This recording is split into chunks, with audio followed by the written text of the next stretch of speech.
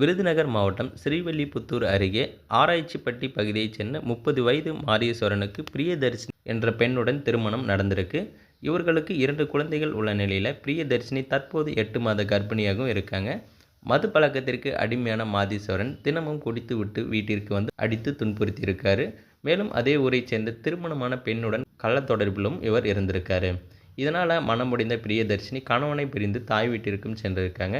தன்னை அடித்து துன்புறுத்தியதாக காவல் நிலையத்தில் புகாரும் அளிச்சிருக்காங்க. புகாரின் பேரில் மாரீஸ்வரனை விசாரணைக்கு அழைச்சிருக்காங்க. குடிபோதையில் காவல் நிலையத்திற்கு வந்த மாரீஸ்வரன் பின்புறம் இருந்த செல்போன் டவர் மீது ஏறி தற்கொலைக்கும் முயன்றிருக்காரு. டவரின் மீது அமர்ந்தபடி எனக்கு என் மனைவி வேண்டாம், அந்த பெண்ணை கல்யாணம் செய்து வைக்க வேண்டும், வாரத்திற்கு 30,000 ரூபாய் கொடுக்க வேண்டும் என போலீசாரை மிரட்டியிருக்காரு. தீயணைப்பு துறையினர் வரவழைக்கப்பட்டு 2 மணி நேர பேச்சுவார்த்தைக்கு பிறகு அவரை கீழே இறக்கப்பட்டிருக்காங்க.